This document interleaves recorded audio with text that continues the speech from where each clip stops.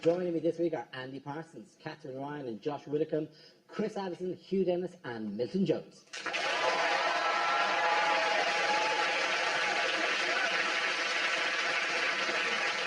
We start with a round called If This Is the Answer, What Is the Question? On the board are 6 categories. Katherine, which category would you like?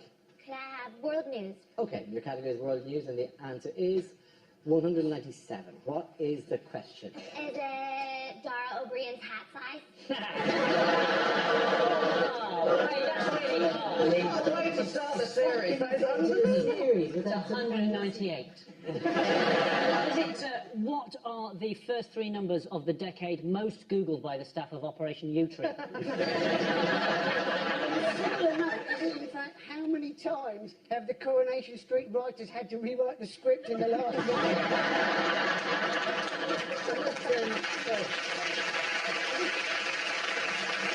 They're quite the Rovers' return tonight, isn't it? Wait till the courts throw out. How many pounds did Amazon pay in tax last year? Yeah, fight the power. Is it, what is the combined age of Joan Rivers and a 1-year-old?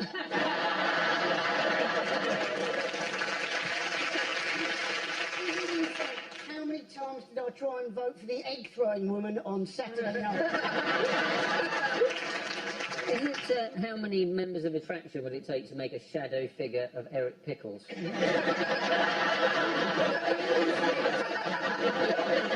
it, in fact, how many Findus lasagnas could you get out of this year's Grand National winner?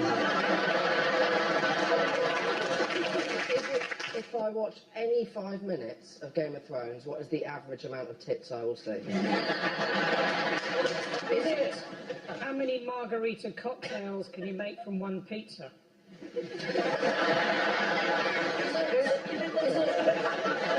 You wonder when nobody comes to your Mexican nights. Is it what number Downing Street has Cameron put Nick Clegg in? It's correct answer, 197. Is it, how many baby hamsters can you get in the shoebox? Genuinely give me the right answer. Is it? No, it's not. What's my room number, ladies? Is it? How many intelligence reports have been produced as a result of the PRISM programme? Actually, thank you very much, Hugh. Well done.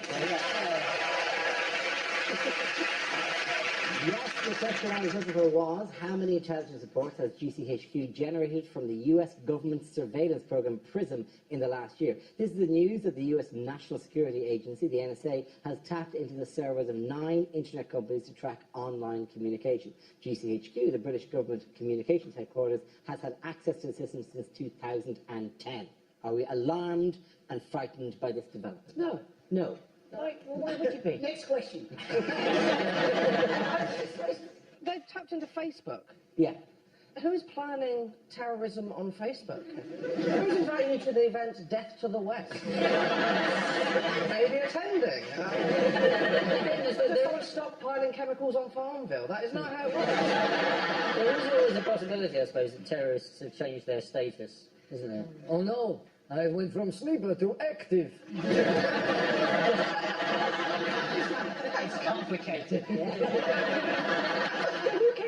cares? Because people are genuinely worried because the Americans are listening in, right? And they're telling the British about stuff and they're using Chinese technology, so the Chinese are listening. Who cares if the Chinese are listening to your conversation? It's not like the Red Army are going to turn up on your doorstep going, you've got to stop phoning your girlfriend drunk late at night.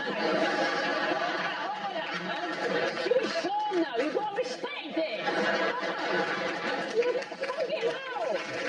Like, if it is a crime to look at the Facebook of someone you hardly know, I am in serious shit. I already stood in court with them going, right, now we move on to the album Corfu 2008.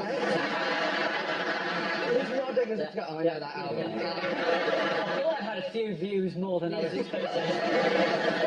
One way of making sure that no one's watching you is to present a show on ITV4. How's that going, Milton? Some of them are fine. You can get like it's Facebook. Obviously, everyone knows about cruise issues on Facebook. Yahoo, I'm sure they're getting a lot of stuff off Yahoo.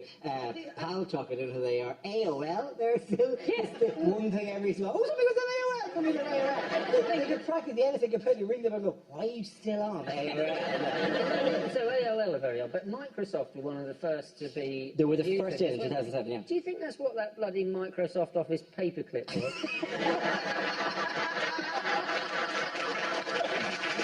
You look like you're planning a terrorist atrocity. Writing a letter. Would you like some help? I'll send it to the CIA. I didn't mind the idea that GCHQ were actually listening to your phone conversations, because I thought it'd be nice if there was at least one call centre in Britain where they gave a toss about what you were saying. How did the story come to light? There was a man called Edward Snowden, Yes. who is a whistleblower. He blew the whole gaff wide open, man, and then went to Hong Kong. I don't trust whistleblowers because the last one sent me on a cross-country run with pants on. He wants to go to Iceland, doesn't he? He does want to go to Iceland. And do you know why he wants to go to Iceland? Because Well, there's no wonder that people who don't keep mum want to go to Iceland.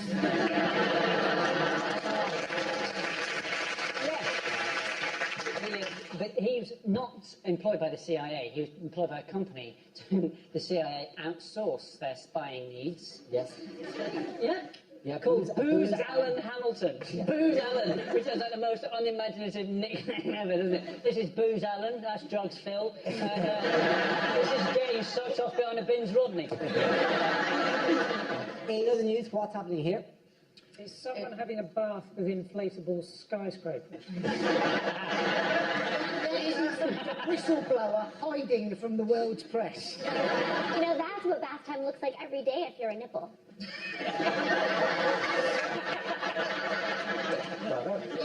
Imagine waking up and seeing that out of your hotel window. You think, my God, that was a better night than I was expecting.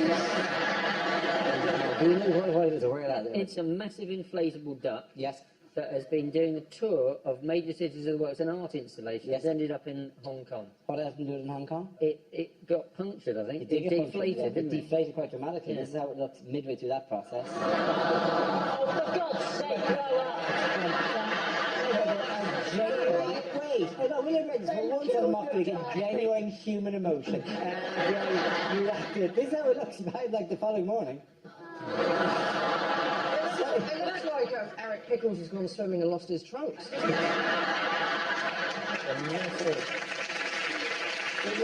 was. It's an art installation which has travelled the world, and it got punctured in. And it never came here.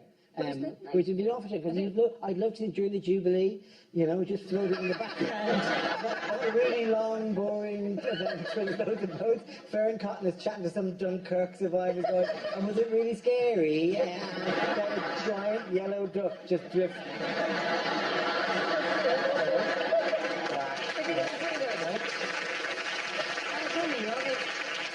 We need more massive inflatable animals. They could have a massive yellow duck on the river. They should have a massive inflatable pigeon at the top of the Shard. And a massive inflatable hamster on the London Eye.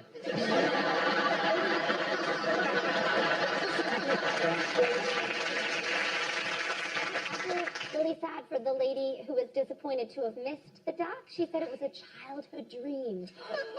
Look at a childhood dream. Like, yeah, I'm going to quit astronaut school and go see a giant inflatable duck. Do you think it left Hong Kong when it saw the massive inflatable pancakes and the massive inflatable hoisin soup?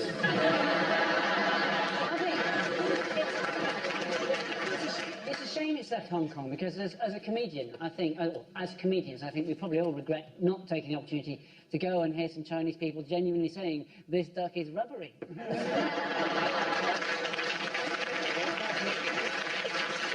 It's not a new story, that one, but this is about it. Why has the Chinese government now banned the phrase "big yellow duck" from internet searches? Oh, it's some really horrible porn you don't want to see. It's nothing to do with duck-based pornography.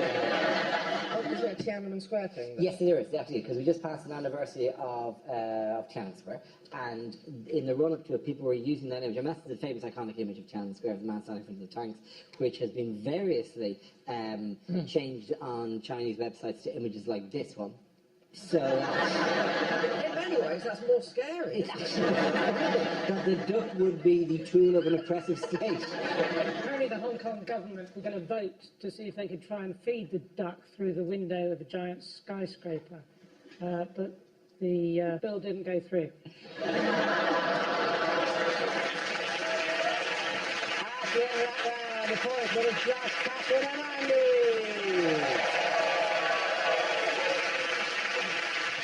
Now we play a round called the Great Gagsby. This game involves Milton, Andy and Josh. If you could make your way to the performance area, please. This round is a stand-up challenge. I launch the wheel of news, and wherever it chooses to stop, one of our performers must step forward and talk about that subject. The winner is whoever I think is the funniest. Okay, here we go. Let's have our first topic, please. The first subject is health. Can I have somebody in that? Andy Parsons. That's one hell of a gingerbread man, isn't it? According to my doctor, she was saying that I've got an underactive thyroid. She said one of the symptoms of this was lifeless hair. I said I may have had this for a while. Doctor said I was borderline overweight. I said, surely that also means I'm borderline ideal.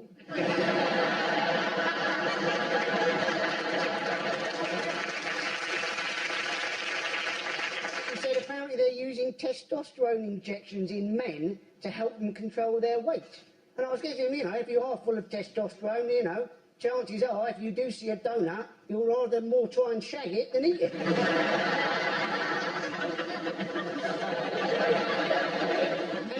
Bald people, apparently, what they're saying in the research is that bald people aren't in fact bald, their hair is just sleeping. Which is definitely going to come as a shock when Wayne Rooney's hair wakes up and finds somebody else just moved in. Thank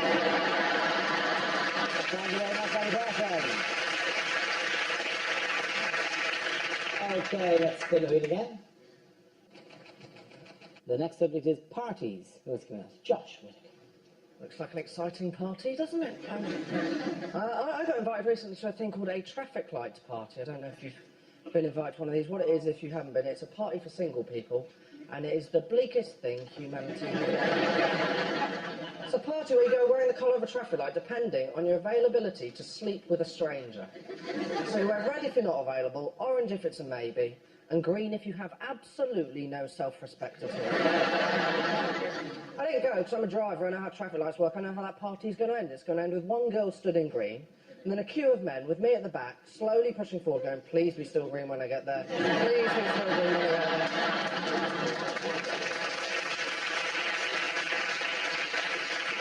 Also, I'm a driver, I've driven with people. When they see orange, they'll just go, well, that's essentially green if I go out fast. Who is wearing red to a traffic light party? If you're wearing red, you do not need to go to a traffic light party. What are your other options? Turning up at A&E and going, no, I'm fine, I just want to watch the carnage of others. Thank you very, very much, Andy.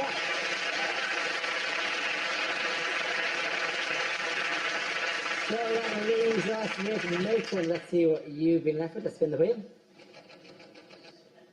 Topic is history.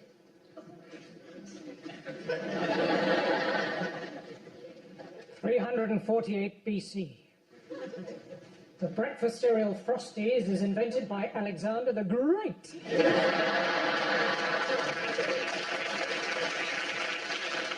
(303 AD). St. George slays the dragon with his new invention, the sword.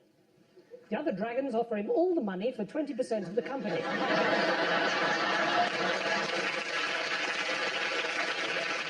1896. H.G. Wells publishes the book The Time Machine. 1897. H.G. Wells writes the book.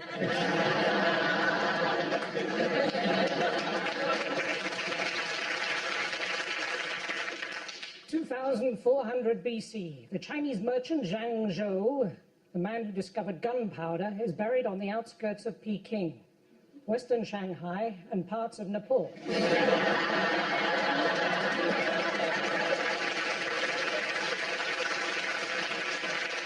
1571.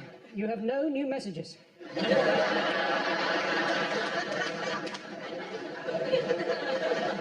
And finally, 3642 AD.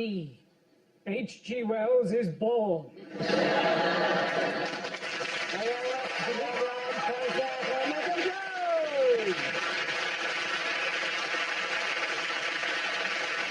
Our next round is called Headliners. Here's a picture of David Cameron recently, but what does CIEL stand for? That is Brian Blessed standing beside him for some random reason. Is it what Cameron had for lunch? Crisps, ice cream, eagle, lilt. It's just simply, Cameron is entered by Lucifer.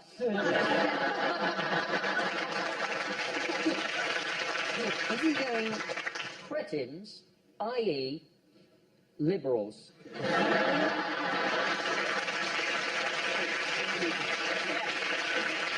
Is this why we're so unpopular in Europe? Is it Cameron's interpreter exceptionally loud?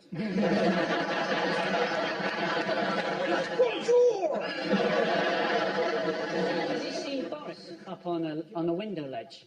And it's Cameron insistently encourages leap. Maybe he's just trying to have a nice time. Cameron never has a good day. And he's saying, can't I enjoy London?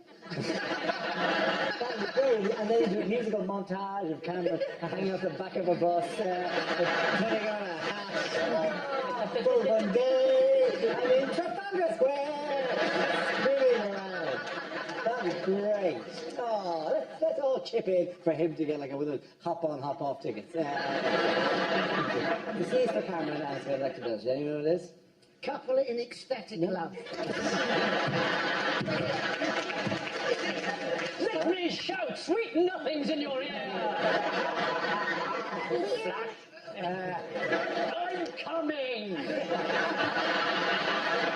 Can we please get the correct answer, please? Need to move on. Like Cameron is electoral liability? Yes, I'll take that. Well done, Josh Widdicombe. Very good. Very good. The answer I was in for was Cameron is electoral liability. This is used for the first time in his premiership. David Cameron is less popular than the Conservative Party is overall. The findings come in a recent poll conducted by former Tory Treasurer Lord Ashcroft, revealing disappointment in Cameron's performance and leading some to question his position as head of the party, most notably, presumably, Lord Ashcroft. But is this, even if people like Lord Ashcroft are turning against him, is this the end for Cameron? I don't know. What are you looking at me for? Cameron to be less popular than his own party?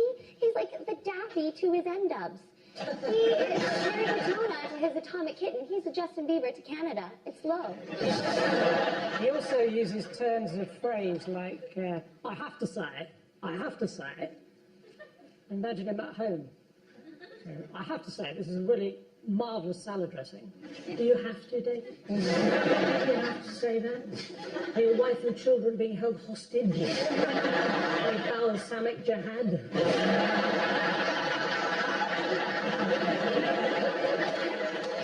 So when balsamic jihad died, did they get 72 bottles of extra virgin olive oil?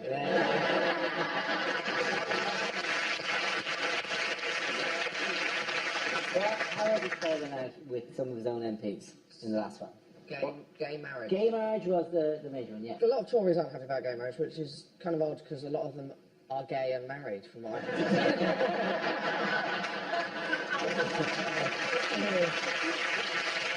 I'm more in favour of campaigning for same-sex marriage, but as a married person with young children, I'm more concerned about a some-sex marriage. It's going to affect family life. I don't know how. Apparently if there are gay people happy somewhere in the world, you know it. Sitting there having tea with your wife, you can hear it in the distance, pounding disco beats of a great day marriage, and you know it's somewhere there, and you're looking for I'm going to have to get a divorce This is a now. sham! This is a sham! This whole institute we signed up for is now worth nothing! mean, there's not much enjoyment of marriage that goes around from what I could tell from when I grew up. Sorry, that was a bit bleak. Lord Dealer, one of his former police chief, tried to put through a spoiler bill. I love that it's a spoiler bill. That's a guy you don't have in your life, isn't it? One spoiler bill. Did you see the episode of Game of Thrones? Let me tell you exactly what happened. Who would find a spoiler bill to the party? When he's walking around ruining shit. Oh, you've seen the end of Breaking Bad? Oh. Don't tell me! I've never seen Breaking Bad. What you get to see in Game of Thrones, 197 ticks. Which Tory grandee has voiced concern over gay marriage? This is Norman. Norman Tebbit, isn't it? Tebbit, He yes. said, what is to stop me marrying my son to avoid inheritance tax? To which you think, well, probably the fact that you're married to someone already, like your son's mother, and possibly the reaction of your son. We are not consummating this!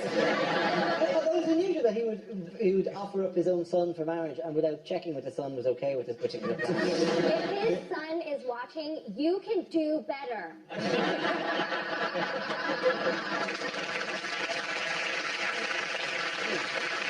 Do you have other Tory grandees? Baroness Knight, what did she say? She tried to be positive, and she said, I like a lot of homosexuals. A lot of them are into antiquing. She said they're very good at antiques. Are they good at antiques? Yes, very good at things like antiques. That's That's not how it works. When you come out, you don't go, well, I realised I was gay when I realised I'm obsessed with both types of Chippendale. It saves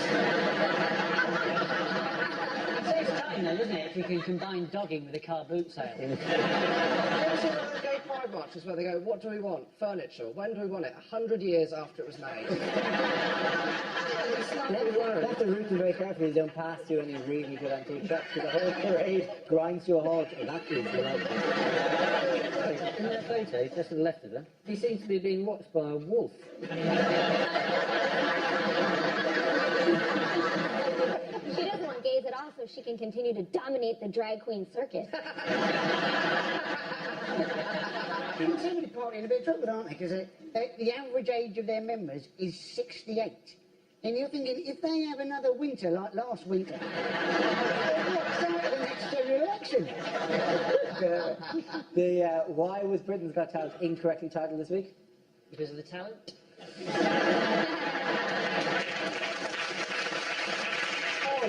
All jokes about there being like a talent except Jack Carroll, who's a legend and well-known Jack.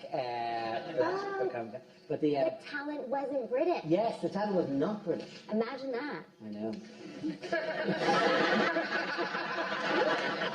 Your visa could still run out, Pat. All right? As could mine. Yes, it was one. Who the people who won? Oh. Hungarian. They were Hungarian. Look at these immigrants enjoying themselves.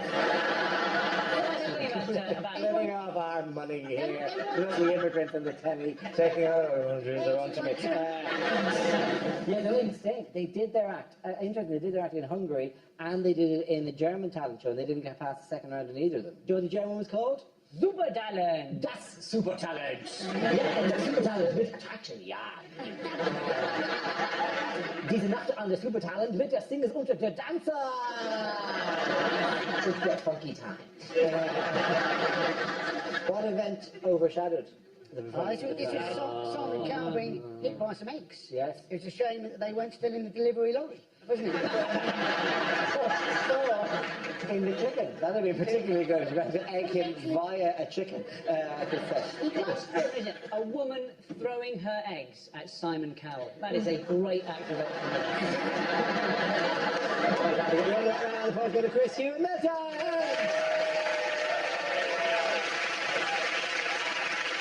Now we come to scenes we'd like to see, so if everyone can make their way over to the performance area. I'll read out this week's topics and then we'll see what our panelists can come up with. Okay, here we go. The first subject is unlikely lines from a cosmetics commercial. Do you want tighter, smoother skin? Why not try getting fat? For a rich, all-over tan, get into a bath David Dickinson's just got out of. Do you suffer from low self-esteem, feel like a failure, think you can't go on? Then take 200 Nurofen. That should do the trick. Maybe she's born with it. Maybe she got it off that guy in Ibiza. Now, Daphne here is wearing a lot of concealer. Daphne?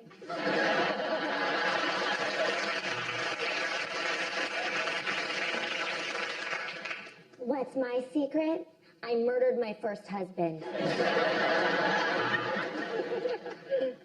Want thicker, full of lips?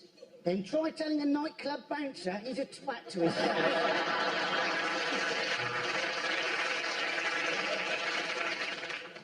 Clinique. Because clinic reminds me of chlamydia and stuff.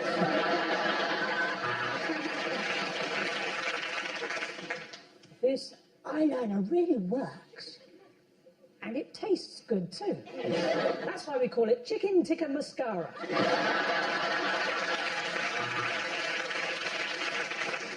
I'm Dean Gaffney, and I'm worth it.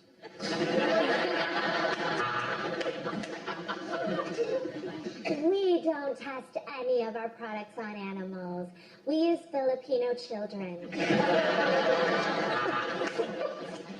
Is your man hairy all over? Then why not try head, shoulders, knees and toes?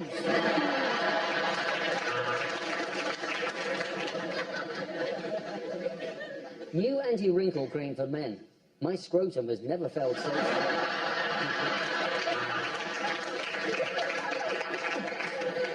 For the most relaxing bubble bath imaginable. Why not have a little cheeky wank when you're in there?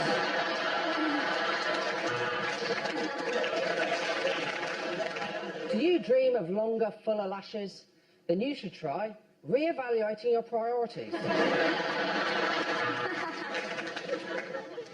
Sweaty from the tube, frizzy hair from the rain, black snot. She's got the London look.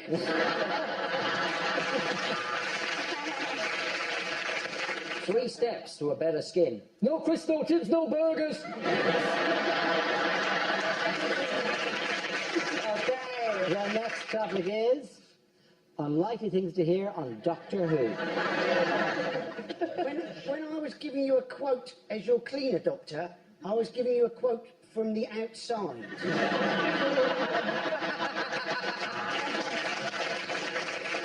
Oh, there isn't going to be a new doctor. I'm being replaced by a helpline.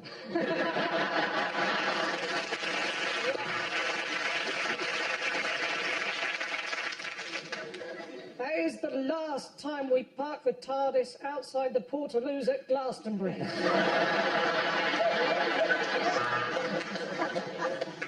Davros, we meet again. Oh, Lord Sugar, I'm so sorry. Hey, saw you from across the TARDIS, and I think I regenerated in my pants.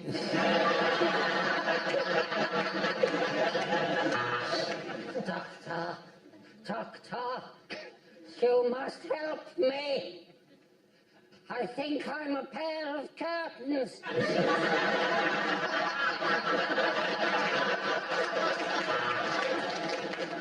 Tragic news about the Ood. There's been a terrible flood. They tried to escape into the wood, but it didn't do any good. Another old dude.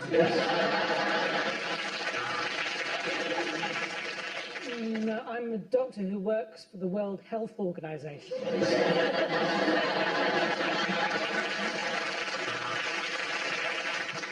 Yes, I mainly hang around young women. Yes, I was on television in the 1970s. Where are you going with this?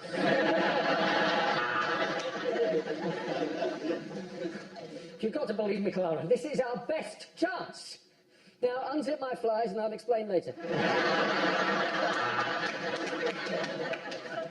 Let's go forward in time by an hour. Then we get a quid off the pizza.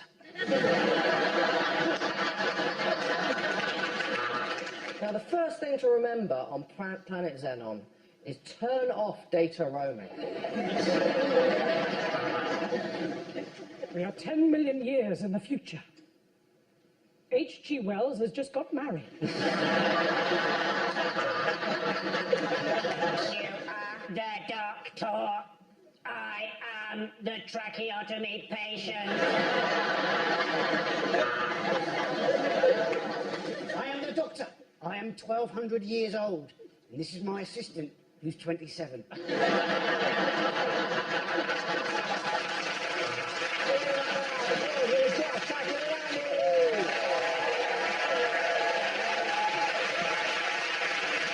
the end of the show. This week's winners are Andy Carson, Katherine, and Jack Widdicombe.